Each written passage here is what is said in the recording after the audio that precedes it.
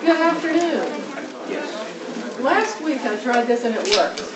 Those of you who were with us for Lisa Shepard, the opening act, realized that she arrived a little bit late, so I started introducing her and it sort of conjured her up, right? So we're going to try this again. For some reason, all last year at the Directors Forum, everybody was on time. But this year, we're just off to a different start. We know that Rafat Ali is on campus and that he was en route from PSA, and so as not to waste our time, your time, and to get off to a roaring start, I have decided to do what I did last week and conjure up our guest by speaking about him. This is a really interesting man. He is the founder and editor of paidcontent.org, which many of you may know. It's really kind of the go-to place for information about economic support for new media models. And he's a terrific and interesting guy in a lot of ways. He's on the board of Vicky Porter's Night Digital Media Center, which is how I met him. He lives here, although he's about to move to New York, moved back to New York. He, I believe he was raised in the UK, but his family are from the northern part of India. He has an undergraduate engineering degree, and when he got kind of frustrated about engineering, that didn't strike him as really what he wanted to do. He figured he wasn't going to do anything very innovative. And so he came to the U.S. and got a master's in journalism from Indiana University. And ever since, he's been working, he's done some PR, he's done quite a bit of journalism work. He worked for Brill's Content, those of you who've been around and remember Stephen Brill's effort to make sure we had a real hefty magazine about journalism. And then he started blogging. When blogging was new, and really did quite a bit of aggregating, which is what he specializes in.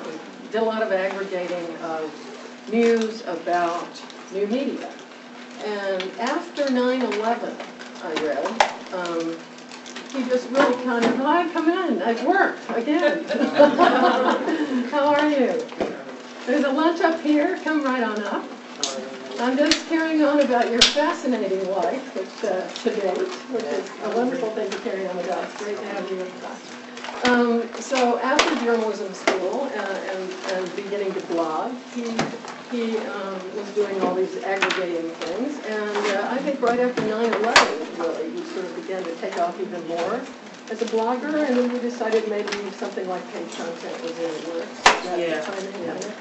He'll tell more, but. And so he built this remarkable organization into I guess it started in 2002, and by 2008, The Guardian in the United Kingdom, which is a really innovative newspaper operation, which has a remarkable North American strategy, bought paidcontent.org and made it its kind of vanguard for The Guardian's U.S. initiative. So. It's really great to have you here. You can tell us about all the different websites that you're in charge of, and we very much appreciate it. Yeah, actually, Tim can give you a sense of what, I have this document here that has all the different ones you asked us to load, so you're good to go. Oh, yeah.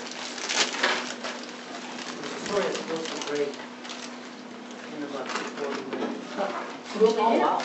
Interesting story related to so if you tell people in this room that will be tweeted and you're going to wed. Is that right? Yeah, so I can't tell. We're breaking it. Is it journalism online by any chance? I can't say that. 40 minutes, we'll still be here. Yeah, I must tell somebody the story. Good. Thank you everyone for being here. Sorry I'm late. Can you hear? No, speak up a little. I have to stand up or speak up a little. I'll just speak up. Thanks everyone for being here. Is that better? Yeah. All right. Sorry to interrupt your lunch. And I met June at the Knight Foundation board meeting, and you were very kind to invite me to speak here. It's kind of funny. This weekend in Indianapolis, I spoke about almost the same topic as SPK, but SPK had their 100th convention there. so I spoke on similar topics, but hopefully this will be a lot more interactive because this is seems to be built that way. Yeah, well, we typically do, and we do have to cut off right around 1 so people can go to class, so we typically just have a few opening remarks, and then, yeah, Q&A. So, just so that I know, most of you are in undergrad or grad students? Okay, you want to raise your hand if you're undergrad? Okay, and grad in journalism, income, and PR. All right. And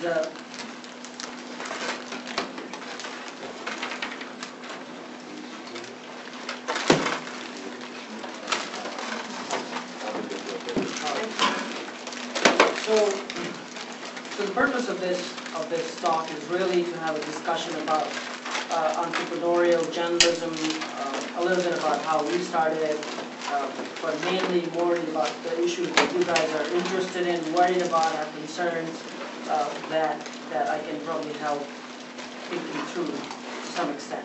So, so with that, a little bit of background. I came out of Indiana University back in 2001 and moved to New York. So it was a bad time to come out of school, not unlike these days.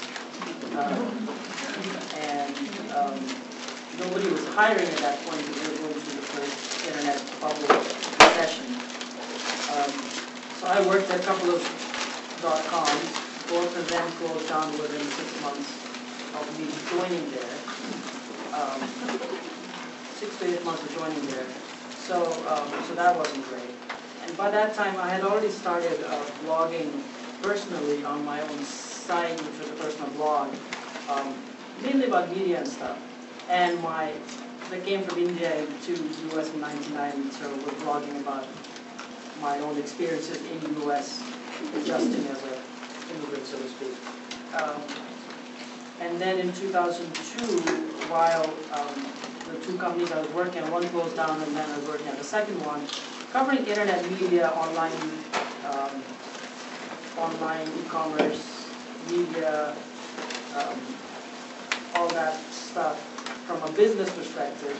And at that point, all I was covering was how many people were getting laid off and who closed down. So it was kind of depressing after a while.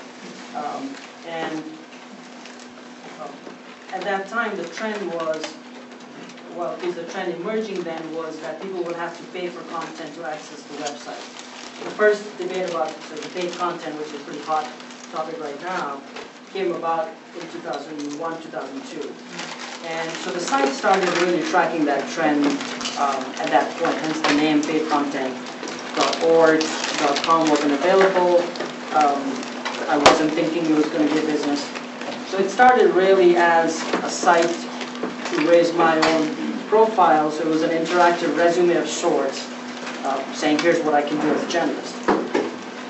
And it went from there where I moved from New York to London. Nobody gave me a job in New York, nobody gave me a job in London for the first 4 or 5 months, which was great because otherwise I wouldn't have done this. So hold on to that thought. Nobody gave you a job, it was great. Because otherwise you wouldn't have done it. Well, yeah, it is one of the things that people would do if they're desperate. So I think that really is the lesson there. So in London, I started, after a few months of hunting for a job, I said, forget this. This was taking off by word of mouth. People were either subscribing to the newsletter or reading the blog. And somebody emailed me asking, do you take ads on the site? And so sort of it went from there where I said yes, and then we decided on money. And then in 2004, I moved back to US here in LA. And then that's when it really took off. And from the first site, paid content, it spun off into 3 other sites over the next few years. One covering mobile, one covering UK, and one covering India. So essentially our focus expanded to covering just paid content per se into all the ways in which content gets paid for. So whether advertising, subscription, or any other kind of hybrid model.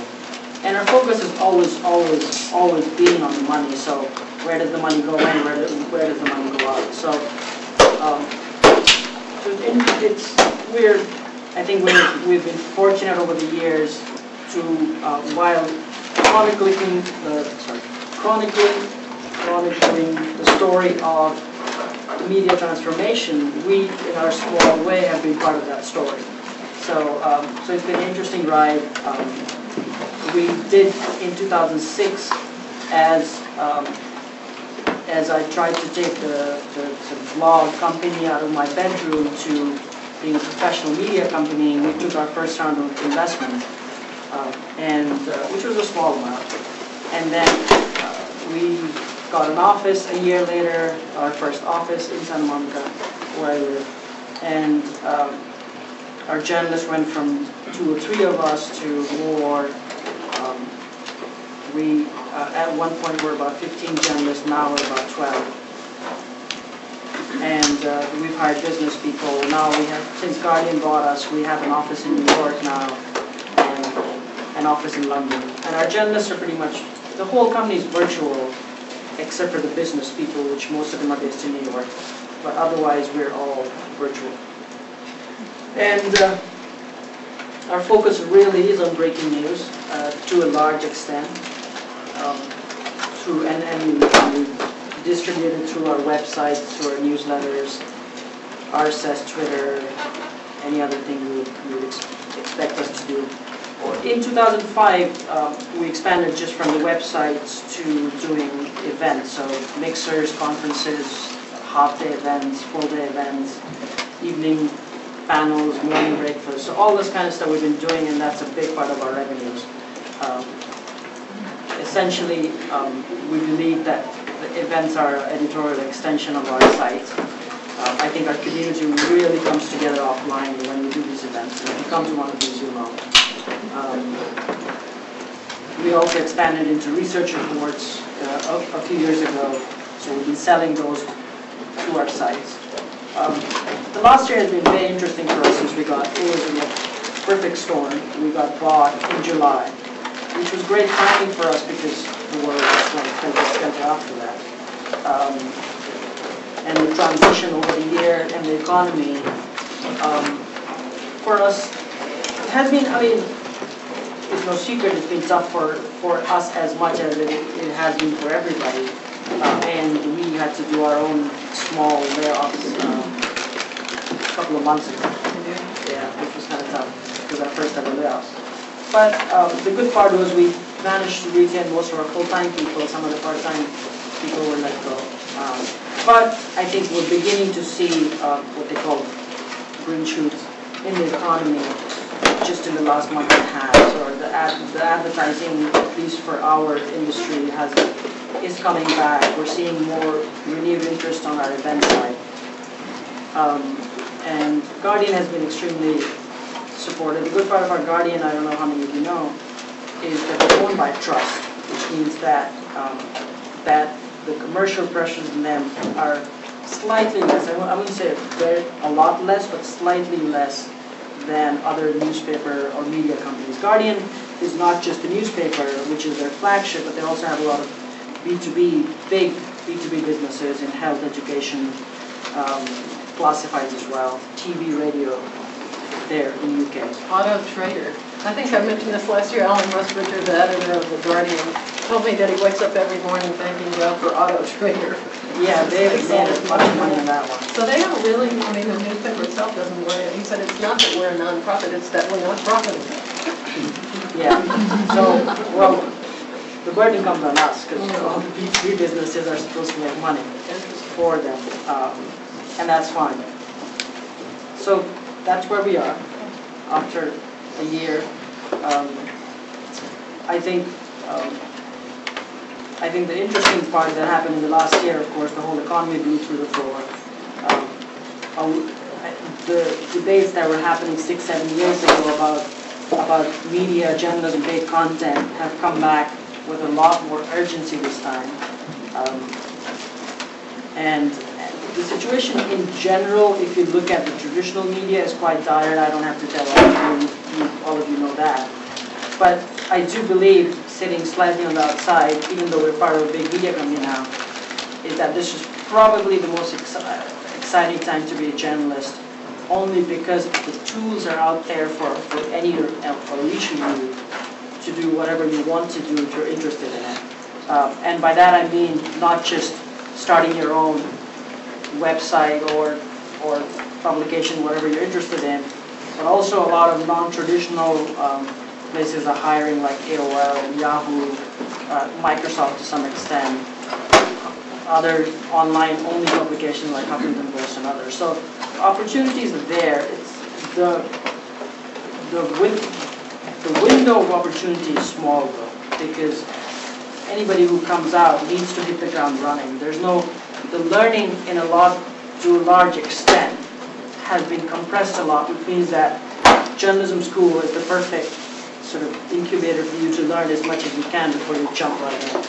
And the only way you learn is by doing it, and that sort of ties into the whole entrepreneurial part of it, is have enough practice before you jump in, because nobody is sitting there to teach you, as opposed to 10, 15, 20 years ago when there was an editor or a group of editors that were there to help you do that. One of the small little things I'll do say is that besides the writing part, try and get some experience in the editing part, because it does help a lot once you start writing, because the editing functions are the first ones to go in most media organizations. In our organization, we have a managing editor, but his job isn't really to edit.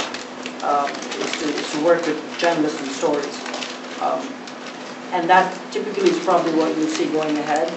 So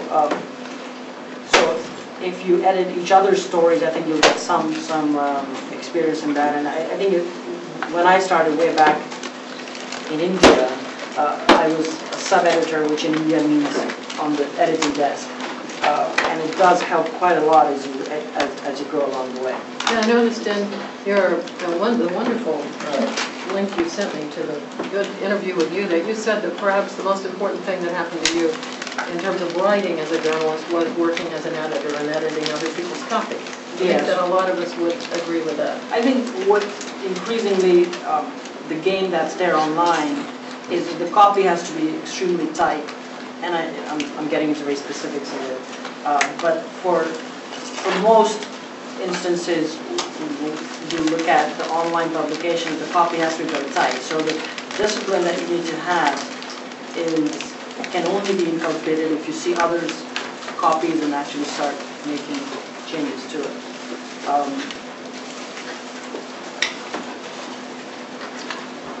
What else? Well, that's terrific. I think people have plenty of questions. Do you want to show the other sites? Yeah. This document here has the other 4 links. Yeah, I think they're up there. Oh, okay. So,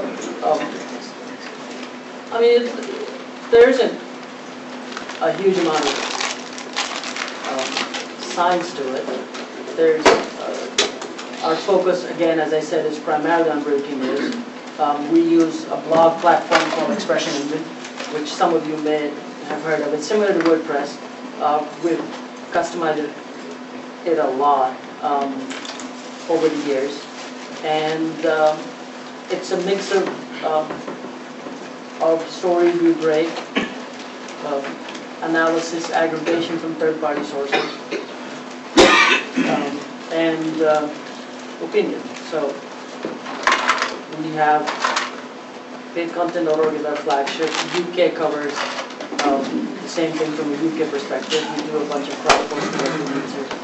The first 2 stories, coincidentally, on both sides have the same at this point, because it's Skype, which has European stuff. Mocha News covers a lot of the mobile content application stuff that probably all of you are using at this point through iPhone and Android and all the other stuff. Content Sutra covers the Indian market. The interesting part about the Indian market is we don't cover digital that much. We cover a lot more traditional media, because there, all of that is still growing. Because what? Didn't hear what? Because that portion is still growing, the print and TV and stuff. That's new media there, as opposed to new media here. And that's pretty much it. We have slowed down a little on our conferences only because of the economy, but we're picking it up again next year. It's our flagship we're doing a sort of flagship conference second half of January on paid content.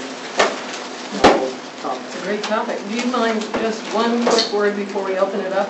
Are you fundamentally, are you of a single mind about the important answer to that question about how we're going to continue to pay for the creation of content online? You know, people just war over this constantly. It's idiotic to have paywalls. It's not. See, the problem I have with a lot of these pundits, and if somebody's been following my Twitter feed, you'll probably know what I'm talking about, is, especially over the last 2 weeks, is that a lot of these pundits are sitting on the sidelines just sort of poking holes at all this stuff. And for me, whatever said and done, however many problems all the media companies or news media companies have, there's a value to being in the field.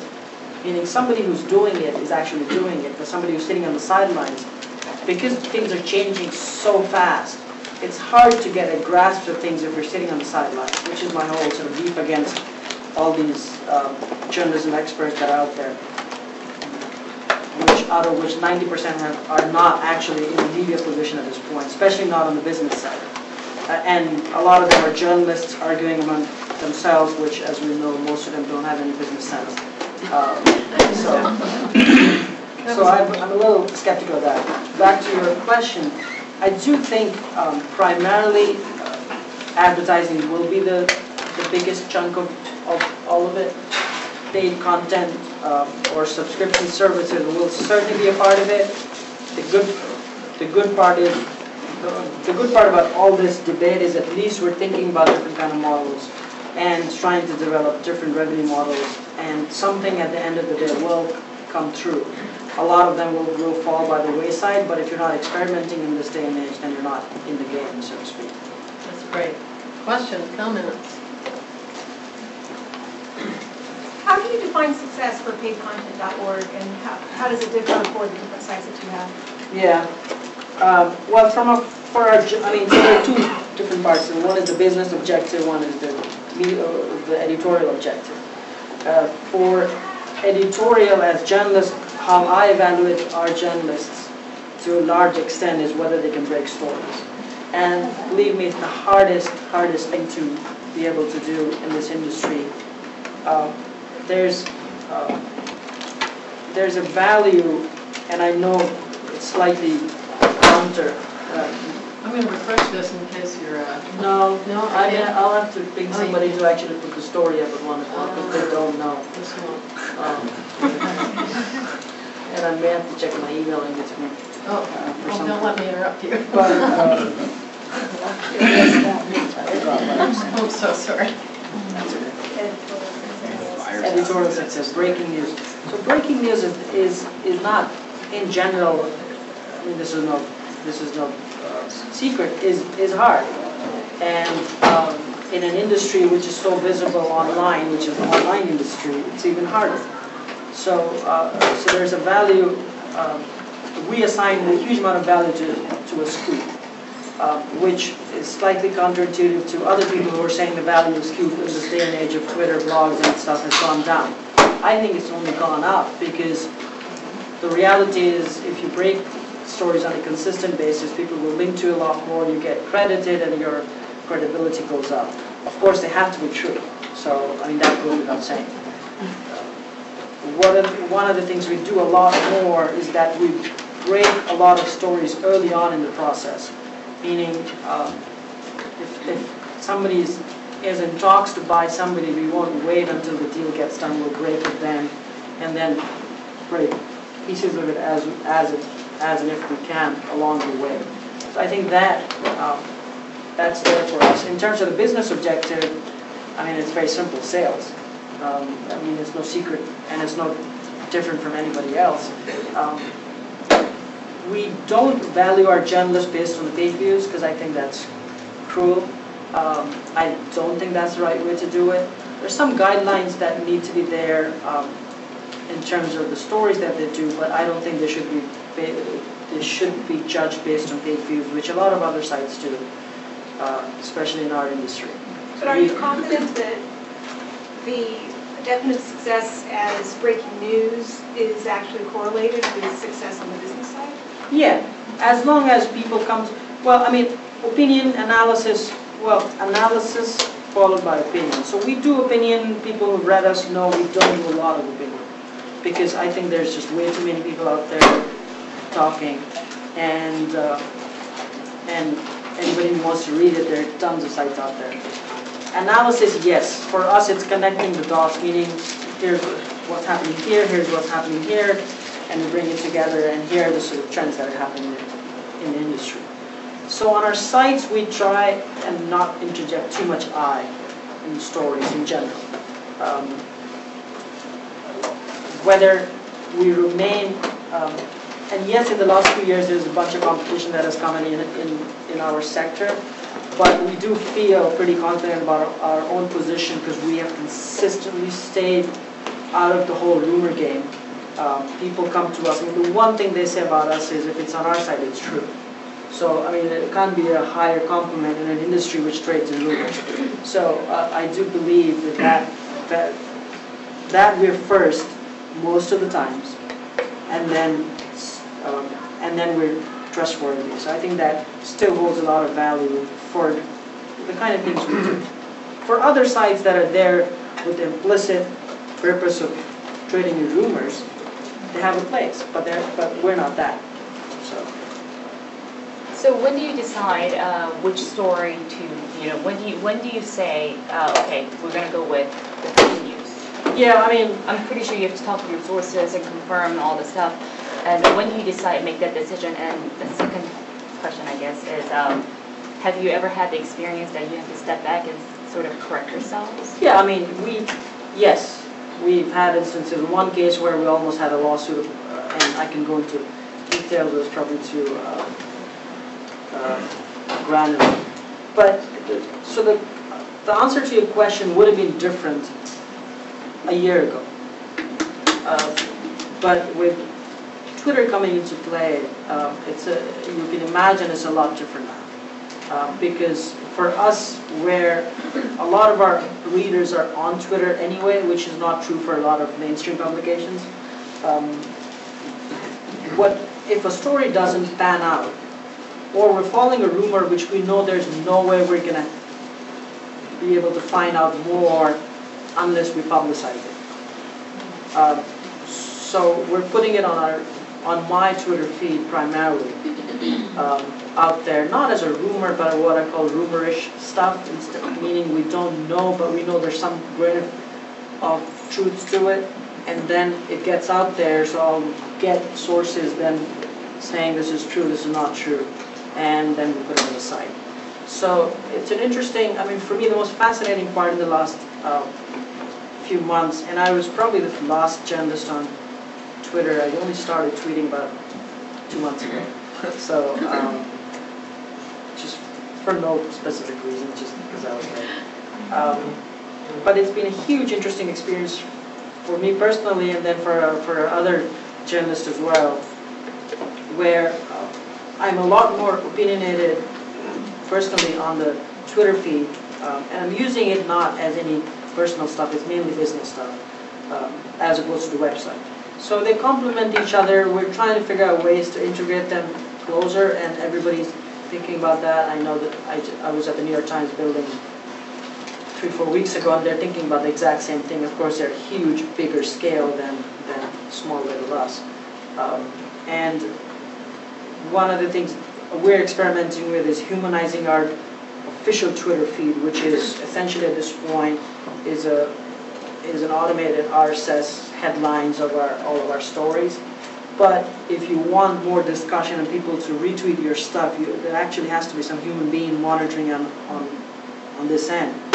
And so we've started doing that over the last couple of months. Besides the stories on the site, in our official feed, we're putting stuff that we won't put on the site, meaning if it's a small story, we're not going to put on the site, we'll just tweet it.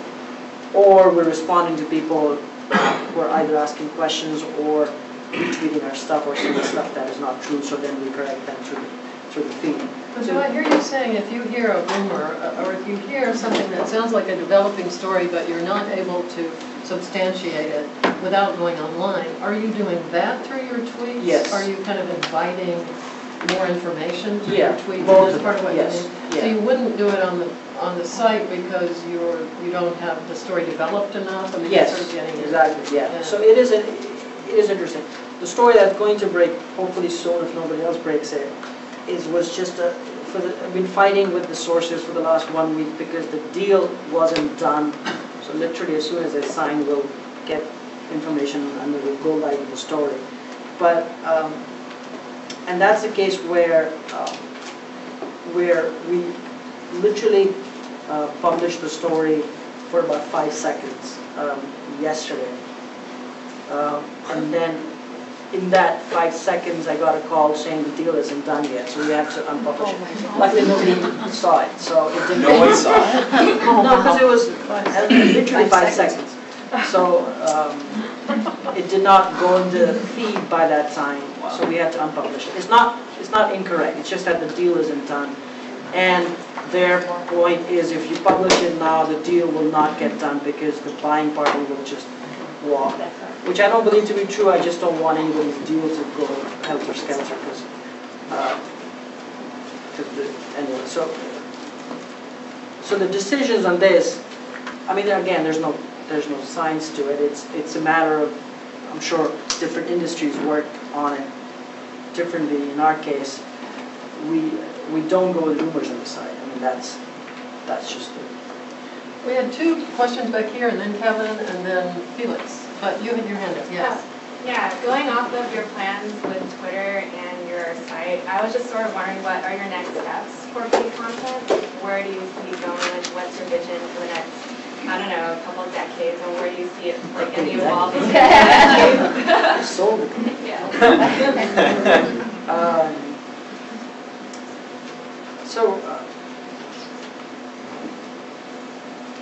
I think the plans, in a lot of senses, had been set back for a year because of the economy and the transition.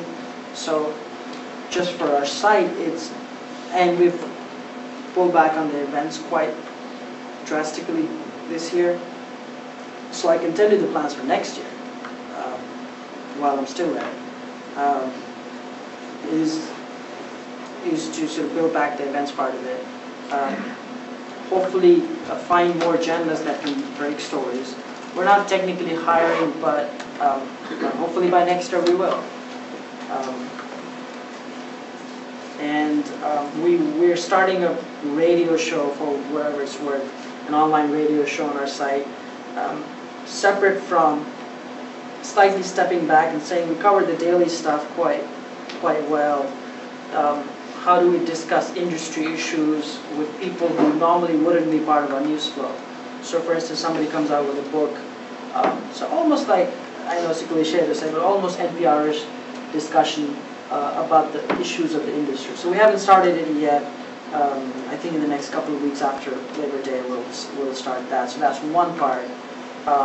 We've started doing some custom events for some of the sponsors, which are like breakfast discussions about very specific topics. We do mainly in New York, so that's another thing for our site, for our company. So yeah, I mean, essentially trying to grow it. We wanted to go deeper into specific verticals. We had to pull back again because of obvious reasons. But hopefully by next year, as economy comes back, we'll start some more sites, not sites, but verticals. Do you have a question back there further? No, Okay, so Kevin, and then we'll go to Felix, and then way in the back. Yes. Well, you mentioned not wanting to disrupt the deal by publishing something, by breaking the news. Can you talk a little bit more about sort of the ethics and the responsibility you have as a site that's read by a large percentage of media executives every morning? Yeah, I mean, in this case, there's no competitive bidding, which means that nobody else is in the field in the specific deal perspective. And no, it's not a huge deal, meaning you'll see what I mean. I mean, it's important because it says something, but at the end of the day, it's not earth-shattering. So if that's the case, we'll just wait. But if it's on some big story that we know there are competitive people bidding in the space and somebody else is getting the story before us, in this case we won't. Nobody will. They just won't. So the ethics of it in general, if you're in a sort of trade environment like us, one of the things I do say, because we've been in this industry for so long, we know so many people, that some people confuse you as friends. And what I do tell people is that I'm nobody's friend. So don't confuse friendly with being a friend, because if I do a story, if we do a story which at the end of it will disrupt whatever is a negative story or something, don't come back to me and say that you were my friend and you did this and stuff like that. So there is a value to being on the outside, sort of as much on the outside as is possible without not actually being in the stream, because then you won't know enough sources in the industry. But I'm sure that's not just us, it's with a lot of other journalists who've been in the field for so long. I'd like to follow up on a little bit more on this story that existed for 5 seconds, 5 minutes? 5 seconds. 5 seconds. Would you then replace it with another story saying the deal is in the works but not finalized? No, nobody saw it. I mean, nobody saw it. We would have, because... No, I'm not asking about who saw it. What you put on. You put it up and then it disappeared. And Yeah. it was like it was never up there? Yeah, it was never. Or did you say there's a deal that might be working? Yeah, we just assumed nobody saw it. And why did you feel a responsibility? Because they kept saying that that the deal happened. Because they said that the deal will fall through if you publish it, the buying party will walk away. And if that's the case, I'm destroying somebody's 5 years of effort to build a company by them not being bought. So again, it was a judgment call where, in the scheme of things, it's not that big a story. And if nobody else is following it, might as well just go with it. If it was some other case, in some other instance where we know nothing's going to happen to the deal if we publish it now, we would have made a completely different decision. How did you know it would happen if you published? Did somebody told you what happened? Yeah, no, we know sources inside the deal, so yeah. In the back? Yeah, does search engine visibility play a role in the editing process? Search engine visibility. How important it is? I guess, if I were just trying to get as many page views as possible, I would imagine I would try and target, I might edit the titles of my story Yeah. to reflect that. I mean, I guess we should care about it more. We don't particularly. I think people should. We just don't care beyond a certain point. Just the normal rules, making sure that you're ticking off the basics such that you get crawled on Google News and others. There's a specific thing you need to do to be crawled by Google News. The URLs have to be a certain structure at minimum. So things like that you do. In general, Google has been pretty nice to us in general. The very interesting part that happened literally last month for the first time is that our referrer traffic, which is the traffic coming from third-party sources to our site, from Facebook plus Twitter exceeded for the first time Google search, which was huge because the traffic coming from those two sources is a lot more qualified, meaning these are people that either know about us, read us actively, as opposed to Google search, which is more random people landing because they're searching for something. And that happened for the first time last month. We'll see again what happens this month. August, yes, so yesterday. I haven't seen the logs, but that's a hugely fascinating thing for us.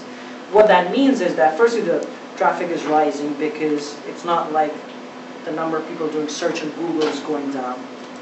This is addition to. The thing that I don't yet know is the traffic from the RSS feeds falling, which means that people are substituting RSS with Twitter. And my gut feeling is probably yes. And because I see that happening with my own behavior to some extent, where earlier it used to be RSS was the top source in general when you go and look at stuff. Now it's Twitter because it's just faster. Can I jump in 1 second? You said that the value of a scoop has gone up. It's a very interesting assertion, as you said. And of course it has to be true. Would you imagine that the value of a scoop therefore is really importance to legacy media sites like the New York Times, which do have the ability to break stories more richly than most, and that they don't understand that yet. I mean, what would you say is the impact of that assumption on these legacy media websites? I do think they understand that. I mean, it's not, well, it shouldn't be like TV where they slap it so exclusive on every story or breaking news on every story just for the sake of it. I do think they understand that it's a matter of how you then play out the story beyond, let's say they're breaking, like New York Times is breaking something, for instance, about Microsoft doing the deal with Yahoo, which happened last month. It just can't be resident in one final form, in one final story. I think that concept has gone away in the school. It has to be an ongoing thing where it could, some part of it might be on Twitter, some part of it might be on the site. There could be multiple versions of the story gets revised as you go along. There are multiple parts of the story that take shape or form in different stories. So it's a living organism almost, a scoop these days, or it has to be a living organism, as opposed to a sort of fixed depository that's done once and gone. Yeah. And I think that, as a concept, certainly has changed.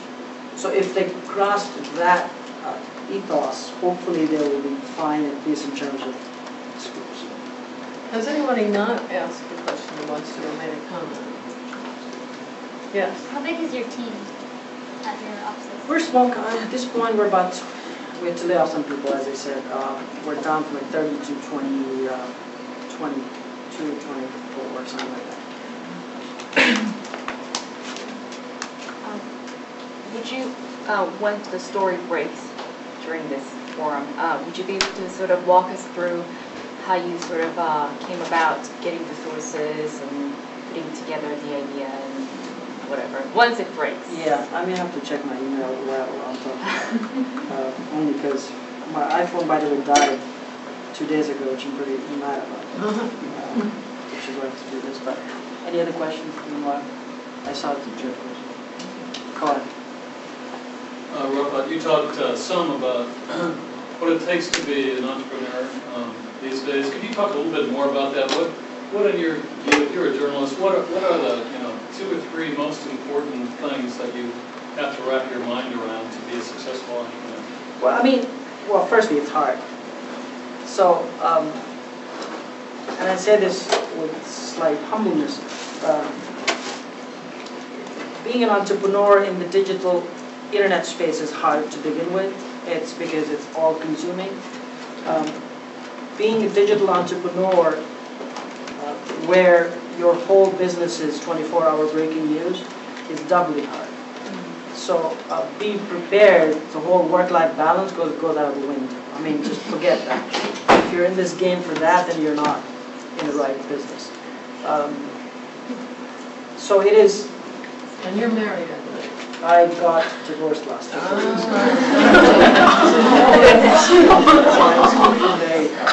mean, it's no joke. I speak from a huge amount of experience. So there's that on the personal front. On the business side, I do think journalists need to get a lot, and I'm sure USC is doing a good job with it. The students need to get a lot more business exposure than they have been traditionally. So as an entrepreneur, especially in the media journalism space, you do need to know a lot more about the business side than you used to before. This is an obsessive game, and I use the game not in a sort of light way, but at the end of the day, it is a game because in this day and age, the niche that you can be in, chances are you will have a lot of competition in there. I mean, when we started, there wasn't. But now, pretty much every field you look at, you will see some sort of competition. So you have to come up with something which is better than the next person, which is either you can break stories or you have a unique angle or presentation for some reason, meaning video is better than anybody else. You have to look at the endemic advertisers in the space? Are there enough advertisers in the space to support what you're doing as an entrepreneur, as a startup? Don't just look at the website as one thing. Look at offline offshoots to it as well. I think that's important. That helped us grow a lot. We started doing events in 2005 as like a basic evening mixer, which was just people coming together for networking. There was no editorial agenda to it. And that helped us cement our brand. We did it in New York, London, LA, San Francisco, Seattle. So it did help quite a lot, help us grow. So don't look at the website as the end all and be all if you're starting something. Look at doing local community things, which in our case was these events. And don't and use the community as much as possible. I mean, we have grown because our readers have helped us along the way in all kinds of stuff, not just through tips and stuff, but they've also helped us on the business side. Meaning, we want to put up an event, somebody will say, okay, we'll give you the venue for free. So things like that happen when you're an underdog. I mean, now we're not, so things have changed. But nobody gives you anything anymore. No, but you have to still keep that ethic of an underdog, which means that you're hungrier than the next person. Robert has a question. Can I ask you one other quick thing too, though? Has being part of the Guardian given you less flexibility, or have they just really said, this is your shop, we own it now, but keep on running it? They have given us, I mean, they're as benevolent a dictator as anybody can be. And the reality is we're not, I mean, whoever buys you essentially owns it. So that's been there, but they've let us, because, well, firstly, it's helpful to be removed from the physical location from them. But they've also given us, they say, you know the US market a lot better than us in your industry. What we have to some extent used their resources is through traffic, because they own Media Guardian, which is their media section. It's the biggest in the UK. It's quite well read in the US as well. So they throw us a lot of traffic on our paid content UK side as well. We've leveraged, our backends are integrated in finance and stuff is all one thing now, all the backend stuff. We share an office in New York with Guardian America, which is their US arm. They have a bunch of journalists and business people covering US for the Guardian. So all of that has happened. Sorry, Rob. To go back to something you said earlier, you said that you really don't care about SEO. Is that potentially leaving money on the table, or are you more interested in the quality of the clicks opposed to the quantity of the clicks? We are. And I'm not going to discount SEO. It has a value. It's just that we haven't been able to focus on it. I'm sure. So advertisers are more into the quality of the readers, your loyal readers, opposed to the amount of readers? Yeah. I mean, certainly in our case, we have, yes, we would like to have more readers. Who doesn't? But for us, the quality matters more than quantity. And we can say that because of our specific industry. In other cases, it's probably not true. Who else? Have you found your famous, you're the biggest tease we've had.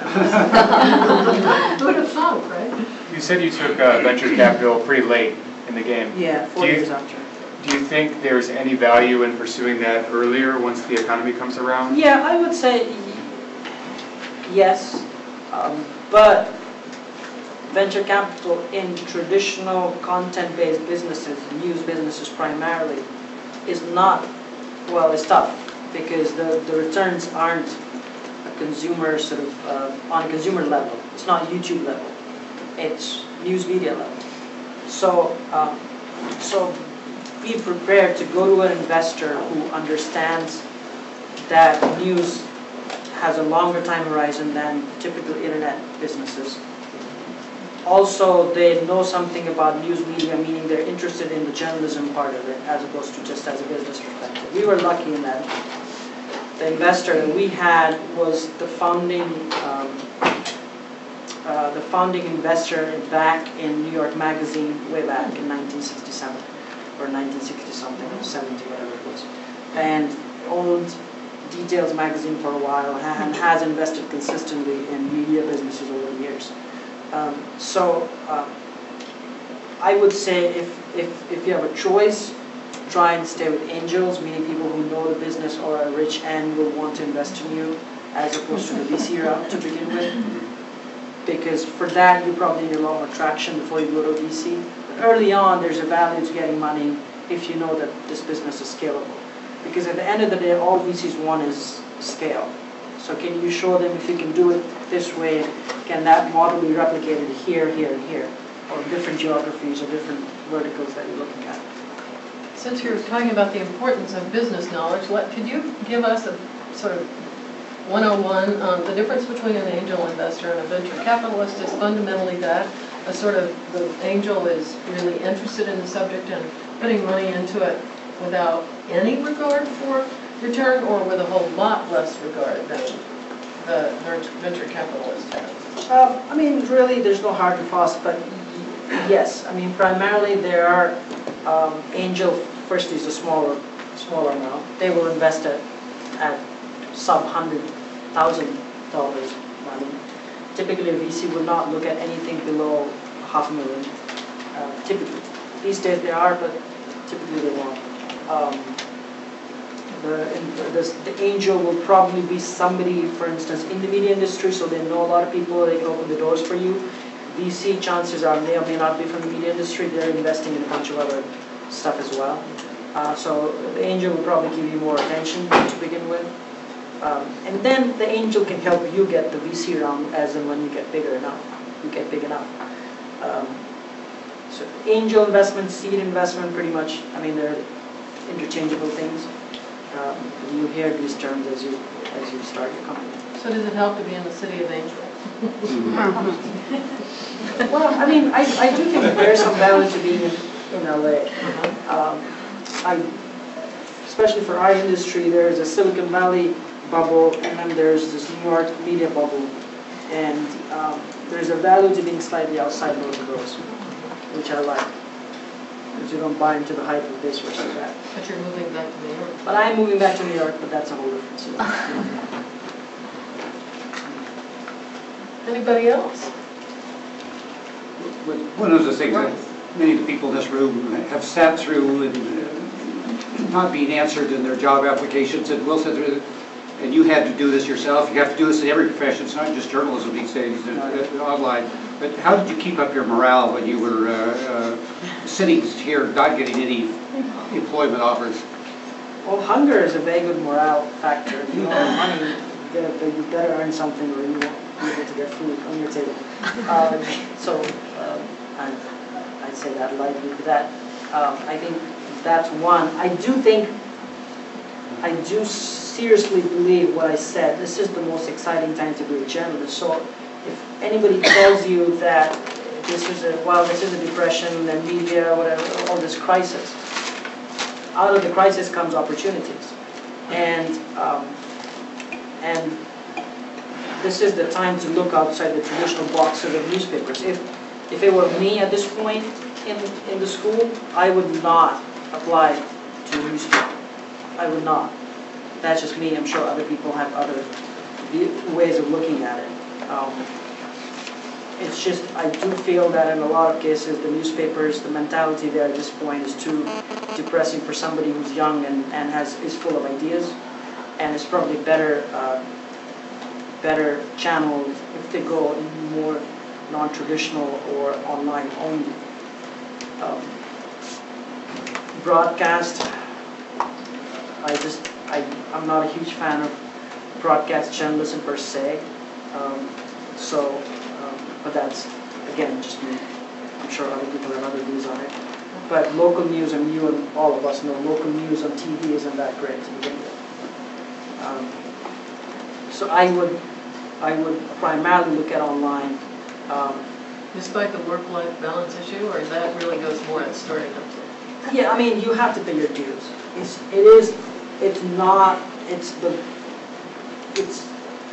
say this sometimes, and I'm thinking through this concept. It's like a sprinter and a marathon. You have to be a sprinter and a marathoner at the same time. And it is as I said, you have to be ready to be on 24/7, at least for the first 4 or 5 years while you're working, 4, 5, 6 years, as you build up your profile getting out of school. So, so be ready for that. Nobody, I mean, if we hire somebody, we always say, be ready for it, because this is hard work. And if people think blogging is entrepreneurship by poolside, it isn't. And it's just hard work. But I think the value that you get out of learning all of this in this compressed cycle will help you go a lot faster later. All right, you know, if you do get the story, I'm sure we still can stick around to see it, but please join me in thanking Rafat Ali.